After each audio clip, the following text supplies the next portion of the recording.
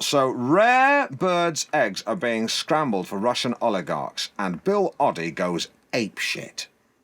He shows up at Claridge's wearing his Twitcher's jerkin, and the pockets are full of every conceivable explosive. I got the picture.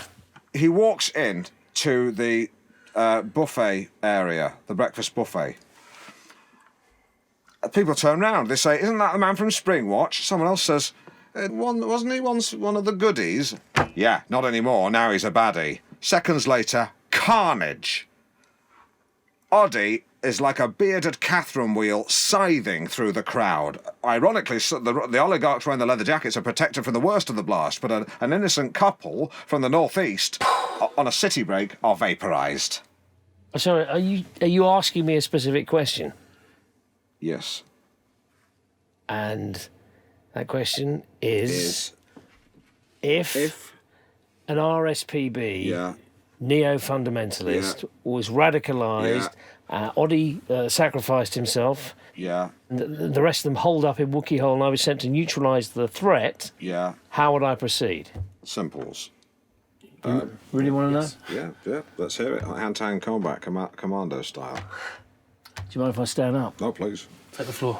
Take the floor. The floor is yours. You have the floor. So, in Special Forces, we're given licence to use bespoke techniques, improvised weaponry, that sort of thing. My favourite for hand-to-hand combat is this brass knuckle, which I've adapted. I've stuck a protruding blade on one side, very sharp. What I would do is, when I'd attack the first insurgent, punch him full in the face as hard as I could until I felt a splinter of bone, that his nose was truly shattered. And then, as he's toppling backwards, grab hold of him with your right hand and bring my hand back with the blade like an arc across his throat, severing one or preferably both of the carotid arteries. You've got to be careful here because you've got to avoid the squirt of the jet of blood because, you don't want to be blinded moving on to the next fella. It's quite weird, this, actually, because if you get it right, the neck opens up completely, yawns back like a Muppet's mouth. Oh, my God. So then you let them drop, take care not to trip over them. I've seen that happen. And then you repeat and adapt, you repeat and adapt, you repeat and adapt, you repeat and adapt, you repeat and adapt, until the cave is clear. It's very bloody, but it's quick and it's quiet, and that's why I like it.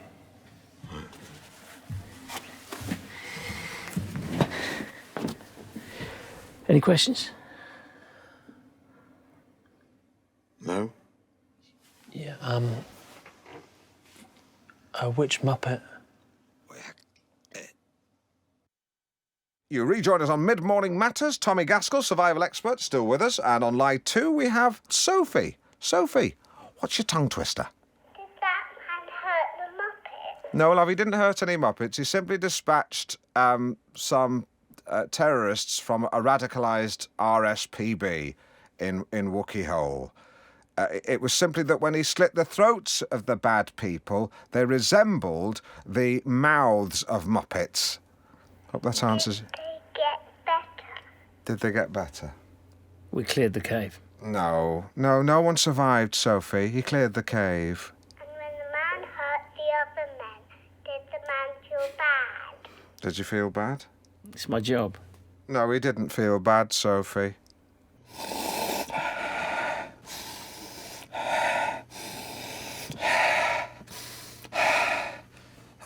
That's slightly hyperventilating then. Used to lead to lead to panic attacks. Jesus, not now. Whew. What were you getting? A panic attack. Oh no, the bouquet. Well, I'm not. It's been a while since I've used, wine words. Oh well, people use all sorts of words to describe wine. I mean, vanilla, melon, straw. Surely only livestock know what straw tastes like. It's just a hint. Yeah, it's just a hint. And with red wines. Yeah, wines have hints. Yeah. Have a go, Alan. What did you get from that? Pepper? Yes! Really? Yes, Really? it is peppery. Yeah. No, that is a very, that's a very peppery wine. Lots of pepper, yeah. I didn't even have to think of it. As soon as I brought it to my nose, bang, pepper. No, amazing. Well, you've got a good nose. Then. Like you. What's next? That's a very, now that's very familiar. Yes, now that's, what is it? Currants. No, it's very specific. Well, it's musky, so No, it's it's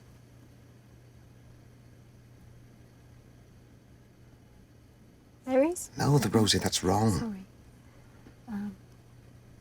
It's cherry. Cinnamon. No. This wine tastes of chewits. Oh. Oh well, I've never heard Have we got any chewits? Now this Chardonnay from Devon is exceptionally well balanced. Rosie, it's great. They're all great. Fantastic. Nicely fruity with a long finish. Yeah, it's. What does that mean? Well, it Long means finish. it means the taste lingers on the palate. It does. It does. It lingers on the palate. Absolutely. Like a lazy forklift truck driver. He would linger on the palate. Oh yeah. Oh. Yeah. Not bad. Not bad. Keep talking. Well, so it lingers on the palate, and the taste, therefore, will. Oh, Sorry, you all right? Yeah, that's just this thing. Oh. Here. There we go. Just No problem. Just go on. So what were you saying? so is that taste lingering for you? Yeah, Is yeah. Yeah, I can still taste it. Definitely, yeah, still there. Well, you will for some time. Yeah, it's got a still there. Yeah. I mean, we can't wait till the flavour goes before we carry on the conversation, because it's because it's a long finish. It will be there for some time. No, it's gone. Cheers. So cheers. Anyway, which of the wines did you like best, Alan? I'm curious to know. Which is the most? What are the prices individually? Bottle to bottle. Right. Well, this one here, this is £6. This is £8.95, and this one's quite pricey. It comes in at £12. That one is the one I think had the best flavour. Now it's time to return to Alan's sad stories.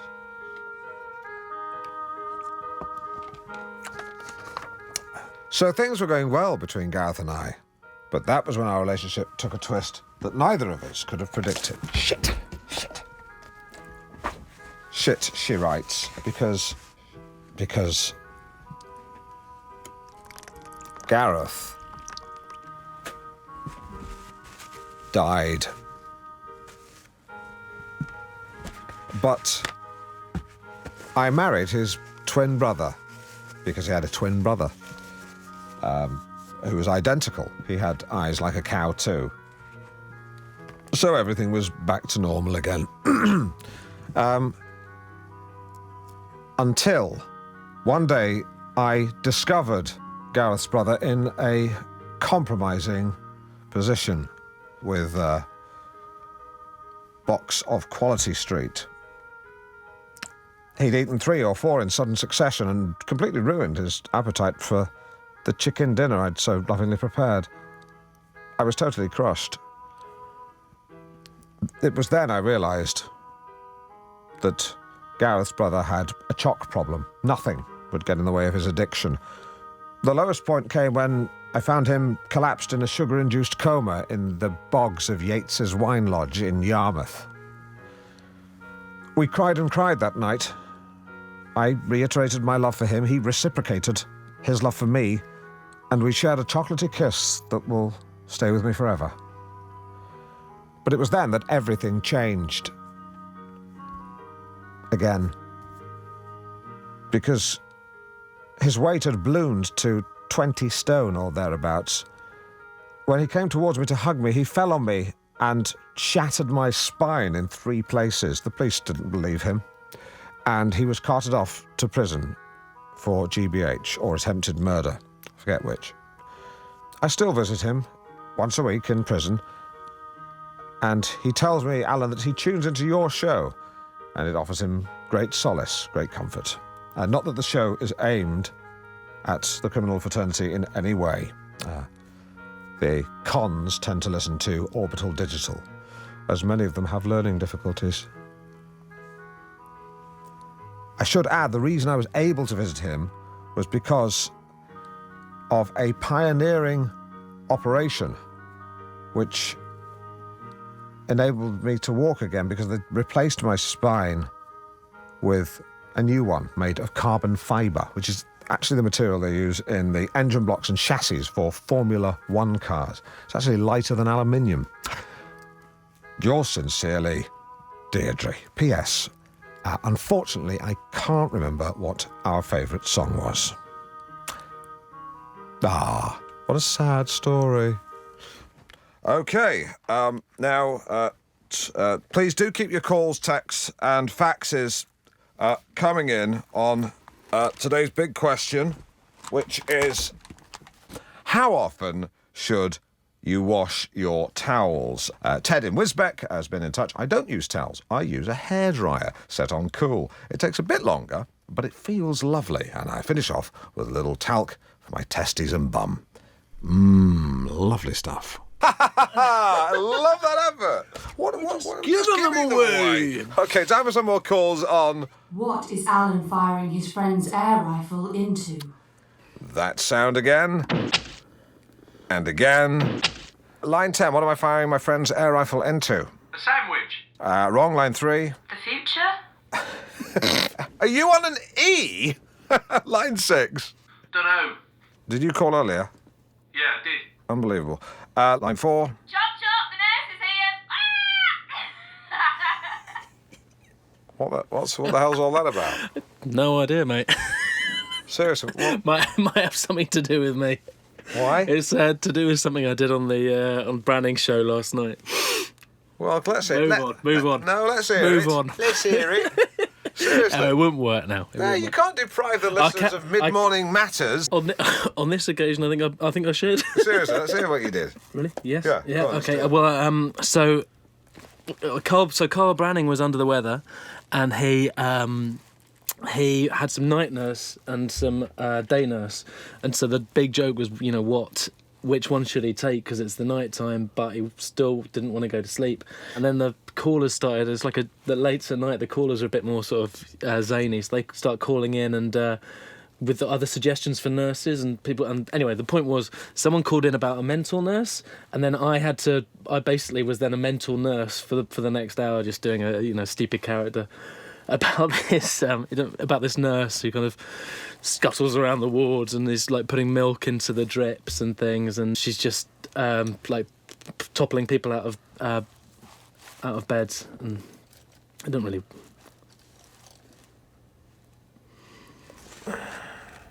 Sidekick Simon. Oh, don't worry about it. I'll say. Wait a minute. Have you seen Duck Soup and Mark's Brothers? Oh yeah. You'd love that. You'd love it. OK, time for traffic and travel.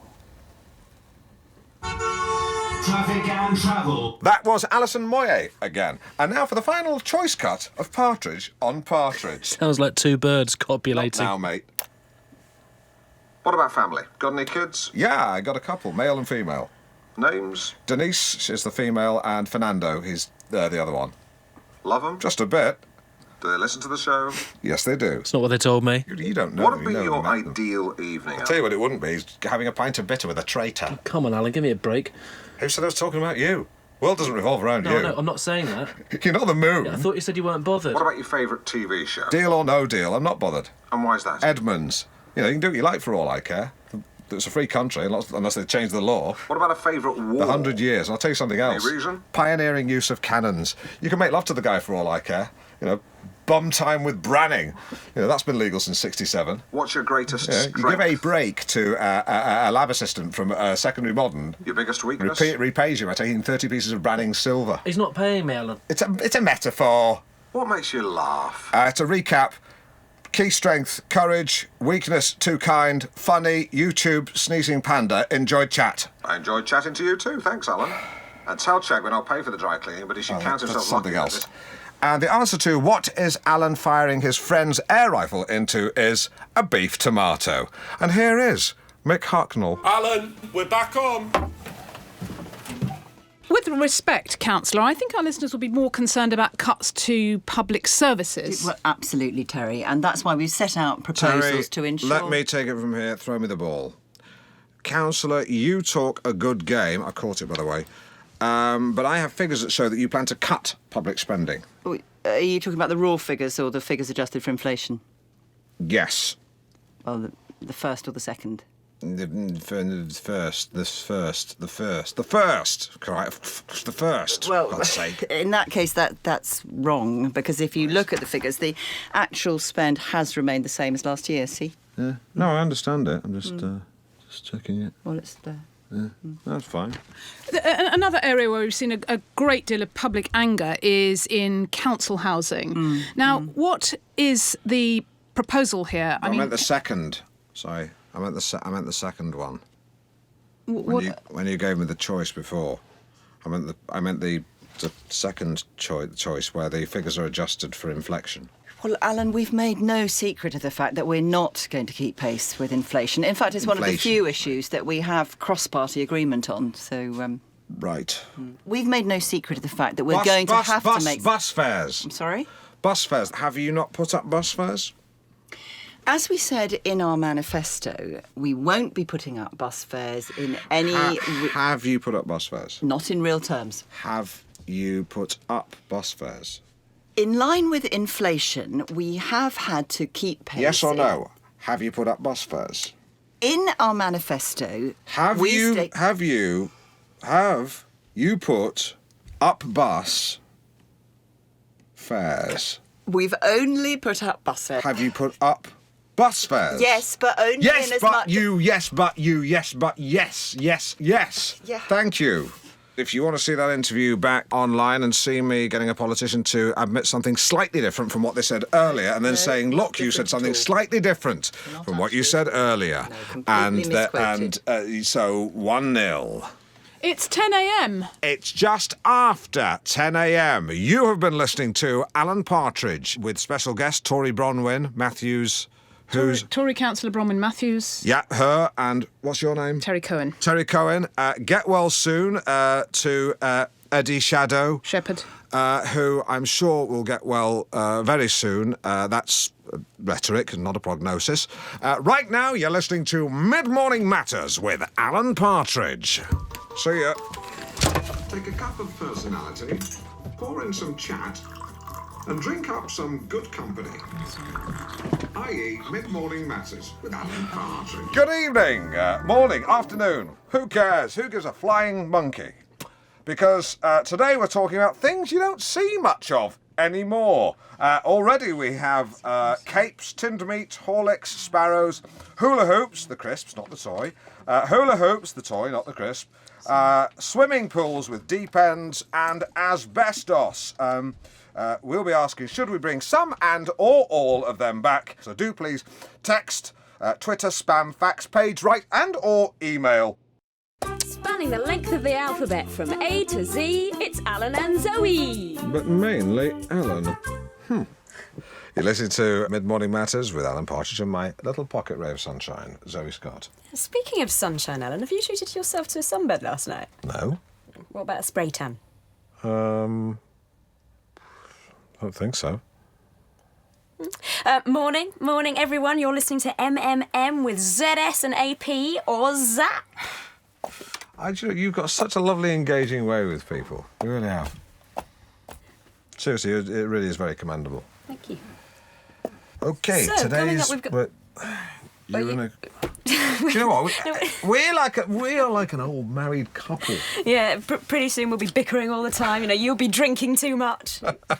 Hey, yeah, and then you'll get jealous of my career and run off with a fitness instructor. No thanks. Been there, done that, got the T-shirt. Well, she got the T-shirt. Got the shirt off her back. Really did. Fucking witch. Well,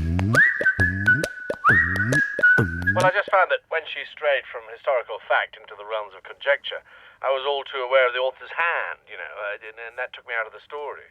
Apart from that, I thought it was a very good first effort. Yeah, I've got to say, I'm a little surprised, Crispin. I found that Mantle's main characters are scorchingly well rendered. And the sharp-clawed machinations are presented with non-stop verve in a book that can compress a wealth of incisiveness into a very few well-chosen words. That's just word for word what it says on the back of the book. That's my book of the week. That's Hilary Mantle's Wolf Hall. Oh, can't wait to get my teeth into that. It sounds great. Oh, do you know what? If I'd known you were going to wear this kind of pink, I mean, I know enough about colour to know this pink clashes with that pink. Correct? Not clash. It's just not quite the same. This is raspberry, definitely. Yeah. How would you describe that? I would say that's like strawberries and cream. It is like it's like iced strawberry. It's like a strawberry milkshake. Yes, it is. It's I would drink you dry. I would drink you dry.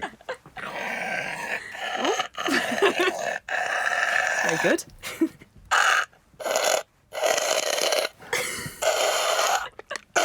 I'm down to your boots. Oh, God.